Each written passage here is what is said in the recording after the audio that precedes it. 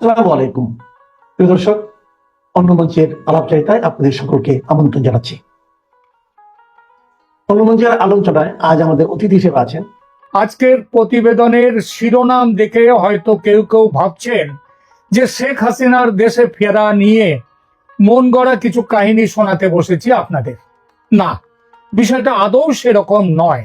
শেখ হাসিনার দেশে ফেরার কথা আমি বলছি না, এ কথা বলেছেন নেত্রী স্বয়ং। খুব বেশি দিন আগের কথা নয়, জুলাই মাসের 8 তারিখের কথা। কি বলেছিলেন তিনি এক ভার্চুয়াল ভাষণে, মনে পড়ছে? ঠিক আছে, সংবাদপত্র থেকে সরাসরি পড়ছি তিনি কি বলেছেন সেদিন। একবার আপনারাও দেখে নিন সংবাদপত্রে কি বলা হচ্ছে। এখানে বলা হয়েছে, নিউজ ডেস্ক দৃষ্টিভঙ্গি। বাংলাদেশের প্রাক্তন প্রধানমন্ত্রী শেখ হাসিনা এক চাঞ্চল্যকর সিদ্ধান্ত ঘোষণা করলেন। সোমবার রাতে এক ভার্চুয়াল ভাষণে হাসিনা জানিয়েছেন তিনি শীঘ্রই দেশে ফিরবেন এবং নিজে থেকে আদালতের মুখোমুখি হবেন। তার স্পষ্ট কথা, দেশে ফিরে মামলার মোকাবিলা করব, দেখব কত ধানে কত চাল। এই ঘোষণা যথেষ্ট তাৎপর্যপূর্ণ, কারণ এতদিন পর্যন্ত হাসিনা ও তার দল আওয়ামী লীগ আন্তর্জাতিক অপরাধ ট্রাইব্যুনালে, মানে যেটা ইন্টারন্যাশনাল ক্রাইমস ট্রাইব্যুনাল, সেখানে চলমান মামলাগুলিকে অবৈধ বলে দাবি করে এসেছেন এবং এসব বিচার বয়কট করার ডাক দিয়েছিলেন। ঢাকার আন্তর্জাতিক এরপরে একটু পরে লিখছেন, বলা হচ্ছে খবরে, সোমবারের ভাষণে শেখ হাসিনা আবারও এই বিচার প্রক্রিয়াকে প্রশ্নবিদ্ধ করেন, কিন্তু পাশাপাশি জানিয়ে দেন তিনি দেশে ফিরেই আদালতের মুখোমুখি হবেন এবং নিজের অবস্থান ব্যাখ্যা করবেন। উল্লেখযোগ্যভাবে আদালত অবমাননার এক মামলায়, কন্টেম্পট অফ কোর্ট, সেখানে তিনি হাজির হননি বলে ইতিমধ্যেই তাকে 6 মাসের কারাদণ্ড দিয়েছে ট্রাইব্যুনাল। শুনলেন, এখানে তিনি স্পষ্টই বললেন দেশে ফিরবেন। আইসিটি বা ইন্টারন্যাশনাল ক্রাইম ট্রাইব্যুনালে তার বিচার চলাকালীন ফিরবেন, বিচারের মুখোমুখি হবেন। অর্থাৎ ইউনূস সরকার ক্ষমতায় থাকলেও শেখ হাসিনার বিচার, ক্ষমতায় থেকে ইউনূস শেখ হাসিনার বিচার চালাবেন আর তখন তিনি ফিরবেন। তার মানে ওই যেমন আমি লিখেছি, আগামীকাল যদি তিনি দেশে ফেরেন তাহলে কেউ অবাক হবেন না। আর দেশে ফিরলে তার নিরাপত্তা ইত্যাদি কি হতে পারে এবং তার কি প্রতিক্রিয়া হবে দেশে ও বিশ্বে, সেই নিয়ে ছোট্ট করে 2 কথা বলবো এখন।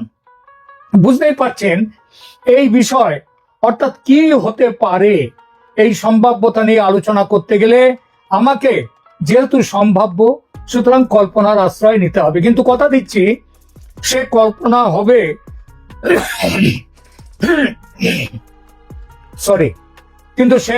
হবে বাস্তব পরিস্থিতি বিচার করে, বাস্তবের মাটিতে দাঁড়িয়ে।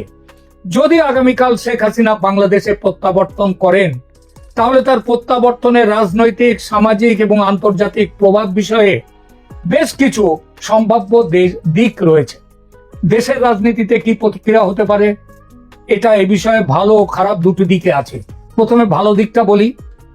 শেখ হাসিনার নেতৃত্বে বাংলাদেশে 1 যুগেরও বেশি সময় ধরে উল্লেখযোগ্য অর্থনৈতিক প্রবৃদ্ধি হয়েছে এবং অবকাঠামোগত ইনফ্রাস্ট্রাকচারাল ডেভেলপমেন্ট, উন্নয়ন সাধিত হয়েছে। তার প্রত্যাবর্তনে আওয়ামী লীগের রাজনৈতিক স্থিতিশীলতা ফিরে আসতে পারে এবং দলের পুনর্গঠন হতে পারে। দলের যে বিপুল সংখ্যক কর্মী আজ হত উদ্যম হয়ে পড়েছেন, তাদের আশা ভরসা যেন অনেকটাই ভেঙে গেছে, তারা উদ্দীপ্ত হবে ভীষণভাবে হাসিনা ফিরে এলেন। সেই যে মরা গাঙে জোয়ার আসা বলে একটা কথা আছে না, সেটাই হবে। আর নেতিবাচক দিক, শেখ হাসিনার শাসনকালে দুর্নীতি, সরকারি নিয়োগে কোটা ব্যবস্থা ও মানবাধিকার লঙ্ঘনের গাদা গাদা অভিযোগ উঠেছে। এই অভিযোগের অনেকটাই যদিও রাজনৈতিক এবং ষড়যন্ত্র প্রসূত। তার প্রত্যাবর্তন কিছু মানুষের মধ্যে বিভ্রান্তি ও বিরোধিতা নতুন করে জাগিয়ে তুলতে পারে। বিশেষ করে যারা তাকে গণতান্ত্রিক প্রক্রিয়ার প্রতি অবিচার করেছেন বলে অভিযোগ করেন। কিন্তু এখানে একটা কথা বলতে হয়, 1 বছর আগের শেখ হাসিনার বিরুদ্ধে যতটা জনমনে বিরোধিতা ছিল তার অনেকটাই কমে গেছে আজ। বাংলাদেশের মানুষ আজ খোলাখুলি বলছে এর চেয়ে শেখ হাসিনার আমল অনেক ভালো ছিল। রাজপথে জনতা স্লোগান দিচ্ছে শেখ হাসিনা ফিরে এসো। এরপরেও যদি মানুষের পাশে এসে না দাঁড়ান তিনি, মানুষ কিন্তু মুষড়ে পড়বে, এবং মানুষ যত মুষড়ে পড়বে আওয়ামী লীগের ফেরার পথ কিন্তু তত দুরূহ হবে, শক্ত হবে। আন্তর্জাতিক প্রতিক্রিয়ার দিকে একটু দেখি। প্রতিবেশী দেশ বিশেষ করে ভারত তার নিরাপত্তা ও অর্থনৈতিক স্বার্থের কথা ভেবে শেখ হাসিনার প্রত্যাবর্তনকে অবশ্যই ইতিবাচকভাবে গ্রহণ করবে, কারণ শেখ হাসিনার শাসনকালে বাংলাদেশ ভারত সম্পর্ক নতুন উচ্চতায় পৌঁছেছিল। বিশ্বের অন্যান্য দেশ এবং সংস্থা তারা হয়তো শান্তি, গণতন্ত্র, মানবাধিকার পরিস্থিতি নিয়ে তাদের পুরনো অবস্থান অনুযায়ী সমালোচনা করবে শেখ হাসিনার, কিন্তু তাদের প্রিয় পাত্র ইউনূসের আমলে যেভাবে গণতন্ত্র, মানবাধিকার লঙ্ঘিত হচ্ছে বাংলাদেশে, সেটা হাসিনার আমলের তুলনায় অনেক অনেক বেশি। জাতিসংঘের রিপোর্টেও পর্যন্ত ইউনূসের আমলের এই ব্যাপারে তার যে রেকর্ড, সেই খারাপ যে রেকর্ড, সেই রেকর্ডের উল্লেখ কিন্তু এসেছে। এইবার দেখা যাক হাসিনা ফিরলে তার বিচার হবে, তিনি শাস্তি পেতে পারেন। এই শাস্তি বিচার কেমন এবং শাস্তি কেমন হতে পারে সেটা নিয়ে দু কথা বলি। শেখ হাসিনা বর্তমানে বাংলাদেশ আন্তর্জাতিক অপরাধ ট্রাইব্যুনালে আইসিটিতে বিচারাধীন রয়েছেন। সম্প্রতি আদালতকে অবজ্ঞা করার মামলায় তাকে 6 মাসের কারাদণ্ড দেওয়া হয়েছে। ট্রাইব্যুনালে তাকে মানবতা বিরোধী অপরাধ, বিশেষ করে 2024 সালের সরকার বিরোধী গণতান্ত্রিক প্রতিবাদের নির্মম দমনের জন্য দায়ী করা হয়েছে। এসব অভিযোগের অনেকটাই যে ভুয়ো সেসবগুলো আজ প্রমাণিত হচ্ছে। যেসব হত্যাকাণ্ড হয়েছে আন্দোলন চলাকালীন, তার বেশ কিছু যে হাসিনার বিরোধীরাই করেছে, তাদের ষড়যন্ত্রের কারণে যে হয়েছে, এসব তথ্য সামনে উঠে এসেছে। আর এখানেই প্রশ্ন ওঠে, বাংলাদেশের বিচার ব্যবস্থার নামে যে প্রহসন চলছে, সেখানে সত্যিকারের তথ্য প্রমাণ ভিত্তিক ন্যায় বিচার কি আদৌ আশা করা যায়? অবশ্যই যায় না, আশা করা যায় না। আর এখানেই সন্দেহ জাগে, তাহলে হাতে পেলে যদি বিচারের নামে চরম অবিচার করে বিচারহীনতার মাধ্যমে হাসিনাকে জুলফিকার আলী ভুট্টোর মতো ফাঁসি কাটে ঝুলিয়ে দেওয়ার চেষ্টা হয়, তাহলে কি হবে? দেখুন, ভুট্টোকে ফাঁসি দিয়েছিল সামরিক শাসক জিয়াউল হক। বাংলাদেশে সামরিক শাসন নেই। গত বছর যিনি আর্মি প্রধান ছিলেন, সেই ওয়াকারুজ্জামান আজও প্রধান। হাসিনার পতনের দায় তার উপর বর্তায় ঠিকই, কিন্তু হাসিনাকে হত্যা করার কোনো প্ল্যান যেমন সেদিন ছিল না ওয়াকারুজ্জামানের, তেমনি আজও নেই। মনে রাখতে হবে, হাসিনার উপর মানুষের ক্রোধ সেদিন যে উচ্চতায় ছিল, আজ তার থেকে অনেক নেমে এসেছে। এই পরিস্থিতিতে হাসিনার প্রাণ সংশয়ের আশঙ্কা নেই বললেই চলে। কিন্তু বিচারে যদি প্রাণদণ্ড দেয়া হয়, এখানে কথা হচ্ছে ভুট্টো কিসের জন্য প্রাণদণ্ড পেয়েছিলেন? তার এক রাজনৈতিক বিরোধীকে হত্যার দায়ে অভিযুক্ত হয়ে সামরিক আদালতে। বাংলাদেশের শেখ হাসিনার যে বিচারের কথা হচ্ছে, সেটা কিন্তু সামরিক আদালতে নয়। ভুট্টোকে আপিল করতে দেয়া হয়নি, কিন্তু হাসিনার বিরুদ্ধে হত্যার অভিযোগ বলে যা আছে বলা হচ্ছে, সেটা প্রশাসনিক প্রধান হিসেবে তার নির্দেশের জন্য, এই নির্দেশের জন্য পরবর্তীকালে এই যে মোহাম্মদ ইউনূস, তাকেও তাহলে সেই একই ধারায় বিচারের সম্মুখীন হতে হবে।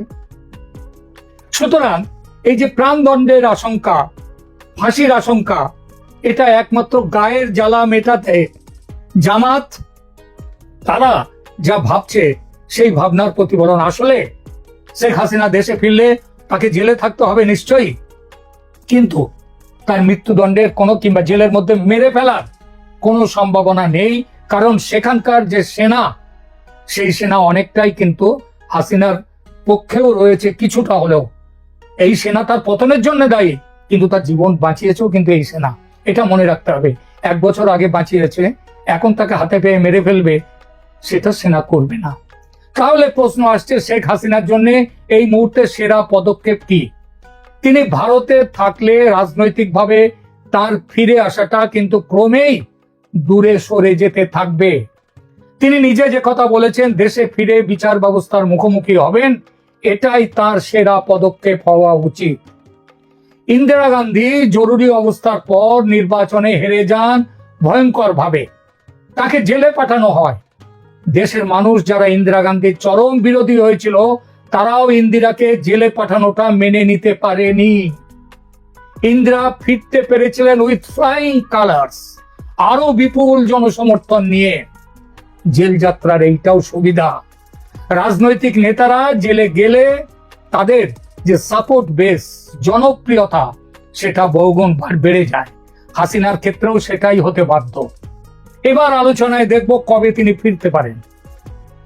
বিশ্বের এবং বিশেষ করে দক্ষিণ এশিয়ার ভূ রাজনৈতিক পটভূমির দ্রুত পরিবর্তন হচ্ছে।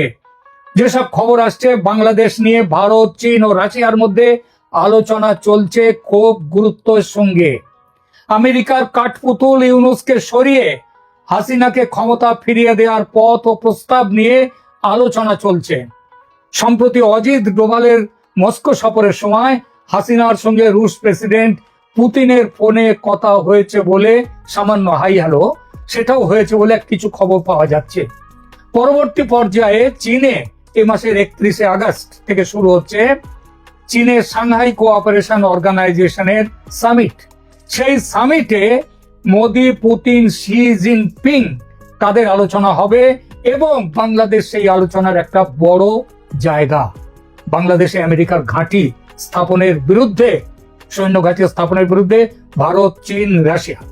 সেই আলোচনার পরপরই শেখ হাসিনা দেশে ফিরে যাবেন। জেলে থাকার জন্য প্রস্তুত হয়ে যাবেন তিনি।